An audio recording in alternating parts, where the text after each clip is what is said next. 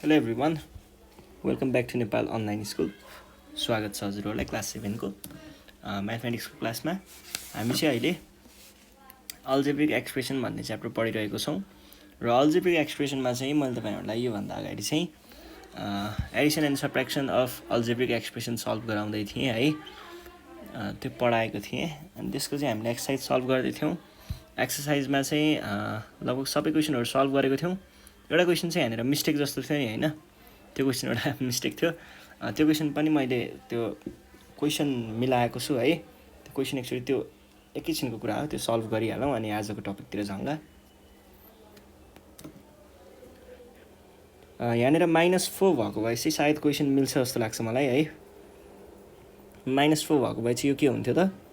यो भनेको x = m+3 y = m-4 हुन्थ्यो अनि x + y + 1 भनेको चाहिँ के हुन्थ्यो त?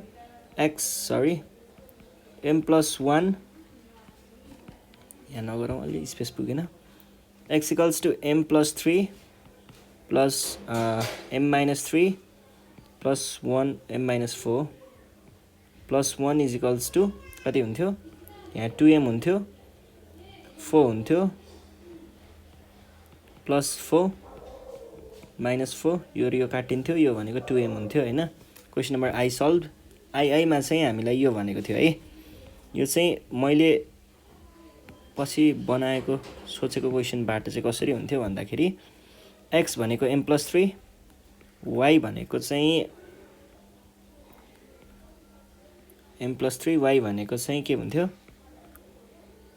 m-4 - 7 is equals to m+3 minus m minus कति भयो? +7 sorry +4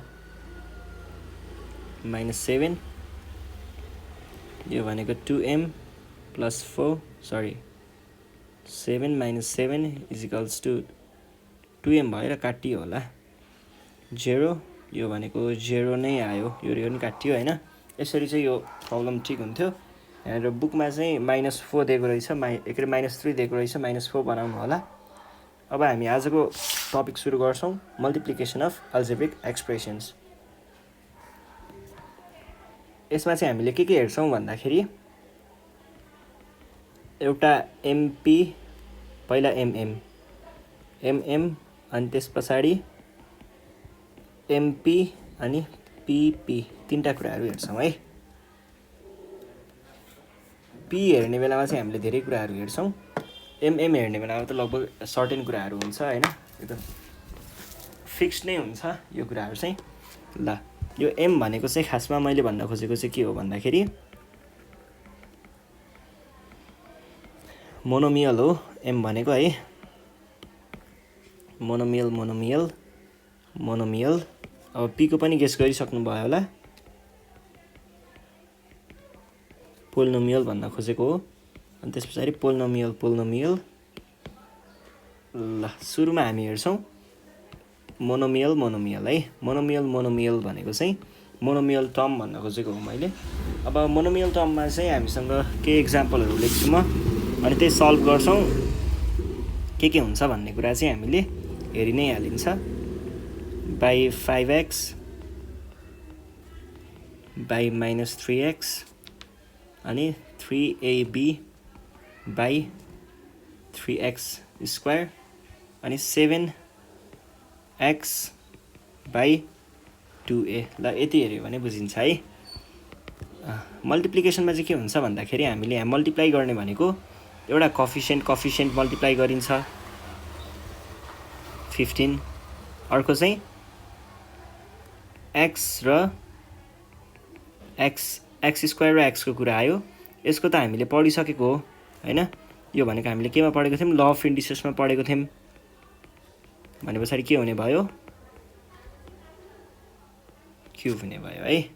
12 हैन 15 हो। अनि यसमा चाहिँ कोएफिसिएन्ट पहिला मल्टिप्लाई गर्ने। 5 टाइम्स -3 भनेको -15 हुन्छ जस्तो लाग्छ मलाई। x² times x is equals to -15x³ भयो है। ल अब यसमा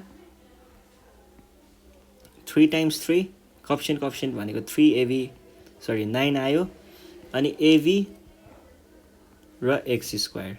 अब यहाँ त हामीले यो त छुट्टा छुट्टै छ नि त, भनेको त्यो बेसहरू छुट्टा छुट्टै छ नि त, पावरहरू त्यसमा जोड्नु परेन हैन, बेसहरू जे छ त्यही नै लेख्दाखेरि क्वेसन सकियो है।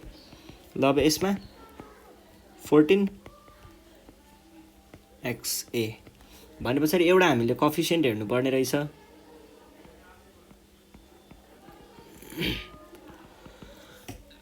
कोएफिसिएन्ट्सलाई मल्टिप्लाई गर्नुपर्ने रहेछ युजिङ साइन रुल है। साइन रुल पनि ख्याल गर्नु पर्यो मल्टिप्लिकेसनमा चाहिँ, मल्टिप्लिकेसनको साइन रुल हेर्नु पर्यो, हामीले पहिले पढेको छौँ त्यो नम्बर सिस्टमतिर। त्यस पछाडि अर्को भनेको बेस हेर्नु पर्यो है। बेसमा चाहिँ सेम भएको केसमा के गर्ने, पावरलाई जोड्ने है, र डिफ्रेन्ट भएको केसमा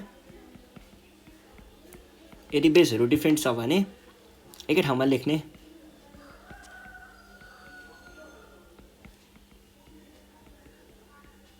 है जसरी मैले यहाँनिर एभी र एक्स स्क्वायर एकै ठाउँमा लेखेँ नि त्यसरी नै एकै ठाउँमा लेख्ने।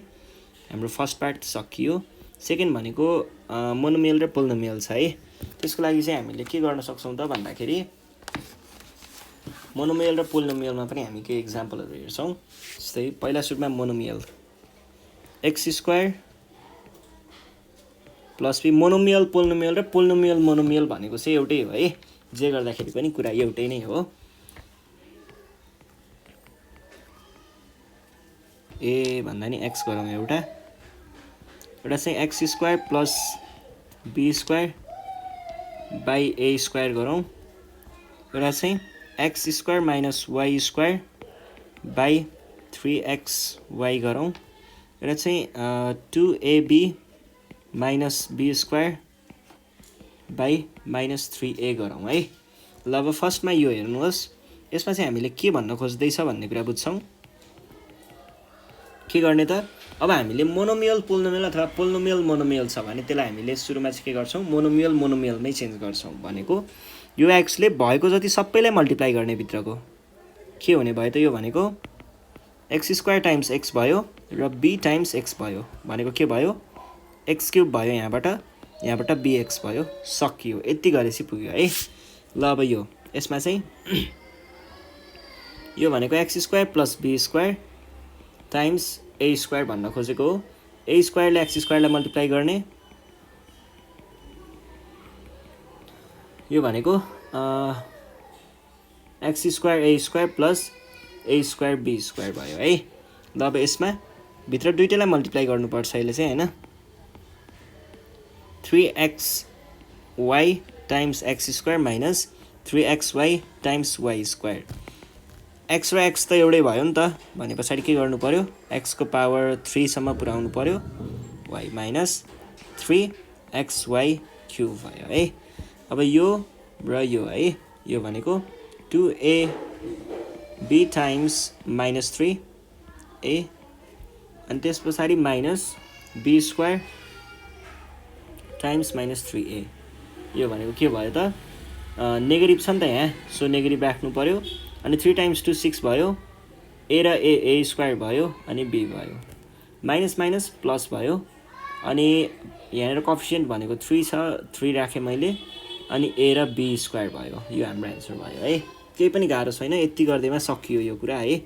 ल अब अर्को पनि एउटा इक्जाम्पल हेरौँ है त। जस्तै 7x square plus 2x plus 14 भनेर। ल यो भनेको के भयो, 7x times 7x square plus 2x plus 14 जस्तो भयो। यसलाई मल्टिप्लाई गर्दा कोएफिसिएन्ट पहिला सुरुमा त्यही फर्ममा नै पुऱ्याउँ।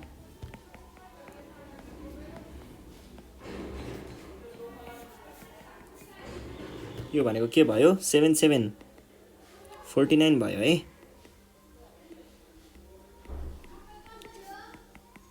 14x प्लस 7 टाइम्स कति भयो, 49 टाइम्स 2 भनेको 96। यो हाम्रो एन्सर भयो है। ल यसरी चाहिँ हामीले यो प्रब्लम 98 हुन्छ। मोनोमियल पोलिनोमियलको प्रब्लमहरु यसरी सल्भ गर्न सकिन्छ। अब चाहिँ हामी हेर्छौं पोलिनोमियल है।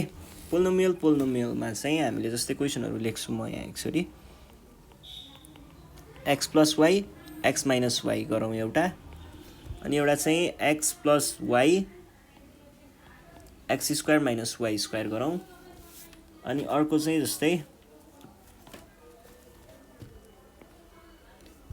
a² + b² + c² अनि x² + y² + z², अनि अर्को चाहिँ xyz + zx र z² x² y² p² पनि थपिदिउँ ल। अब योमा कसरी गर्ने त भन्दाखेरि पहिला सुरुमा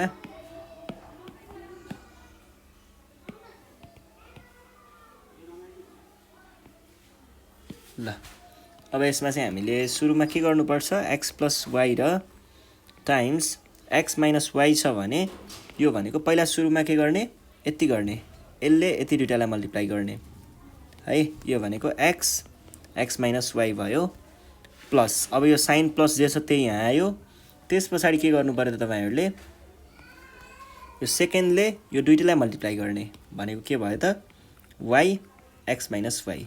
अब त फेरि यो कस्तोमा गयो, मोनोमियल पोलिनोमियलमा गयो। यो भनेको x ले यसलाई गर्ने x × x अनि x × y अनि y × x अनि y × y भनेको के भयो, x² xy xy अनि y² प्लस माइनस पछि काटियो, x² - y² चाहिँ हाम्रो आन्सर आयो। एकदमै सजिलो छ के हो त। ल अब यो है, यसमा पनि त्यस्तै हो कुरा। पहिला यो x ले दुईटालाई मल्टिप्लाई गर्ने, त्यसपछि पहिला सुरुमा यो गरौँ, अनि त्यसपछि चाहिँ यो y ले यो दुईटालाई मल्टिप्लाई गर्ने भनेको के भयो, यो भनेको के भयो त x × x² - x × y² plus y × x² - y × y² भनेको के आउने भयो त, यो भनेको x³, यो भनेको xy², यो भनेको yx² अथवा x² y लेख्न पनि पाइयो यसलाई हैन। अलिकति मिलाएर लेख्नु मन छ भने सकियो। अब अरु सबै त यहाँनेर केही पनि गर्न मिल्दैन किनकि यो सबै के छ, अनलाइकमा छ हैन। ल, लाइकमा भएको भए चाहिँ के गर्नु मिल्थ्यो होला, अनलाइकमा छ, ठीक छ। अब यसमा पहिला सुरुमा यो यसले यति सबैलाई, यो भनेको a² × x² + y² + z², त्यसपछि अर्को आउँछ यसले यो सबैलाई, यो भनेको के भयो plus b² x² + y² + z² plus अब एकदम लास्टको अर्को के बाँकी रह्यो, c ले पनि यो तीनटैलाई गर्ने, यो भनेको c² x² + y² + z² भनेको के भयो, a² x² प्लस यसले यसलाई है, a² y² plus a² z² plus b² x² plus b² y² plus के भयो b² z² plus c² x² plus c² y² plus c² z²। अब हामीसँग यहाँ केही लाइक टर्म्सहरु हुन सक्छ, त्यो चेक गर्छौं। a² x² भनेको छ, योसँग मिल्ने खालको अरु केही छ हामीसँग, a² x² को a² x² मै सकिएको रहेछ। ल, अर्को a² y² योसँग मिल्ने पनि केही छैन, a² z² त्योसँग मिल्ने पनि केही छैन, मान्छे यही नै हो, फाइनल आयो है। ल, यसरी हामीले चाहिँ मल्टिप्लाई गर्न सक्छौं। अब यो भइसकेपछि अर्को पनि एउटा के जनरल एक्जाम्पलहरु हेरौं हैन। जस्तै क्वेशनले यहाँ के भनेको छ, 2x² + 3x - 5 / 4x - 7 भनेर भनेको छ। अब यसलाई हामीले 2x² + 3x - 5 टाइम्स 4x - 7 है। अब यसमा चाहिँ तपाईहरुले कसरी गर्नु पर्यो भन्दाखेरि, जुन चाहिँ कम टर्म्स छ नि जुनमा, जस्तै यसमा चाहिँ दुईटा टर्महरु छ, यसमा चाहिँ तीनटा टर्महरु छ है। जुन कम छ त्यसलाई अगाडि ल्याएर गर्दाखेरि चाहिँ अलिकति सजिलो हुन्छ है। हुन त कुरा उही नै हो, जे होस् सजिलोको हिसाबले दुईटै तरिकाले गर्न सकिन्छ। यसलाई मैले यसरी नै पनि गरेर देखाउँछु अहिले पछि। अब 4x ले यो सबैलाई मल्टिप्लाई गर्नु पर्यो।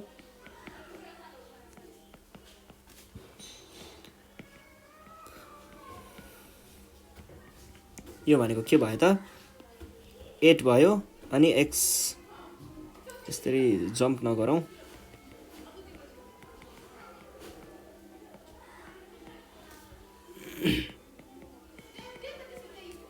-7 times 2x square minus 7 times 3x minus 7 times minus 5 यो भनेको के भयो त 8x क्यूब भयो हैन plus 4 times 3 12 भयो होला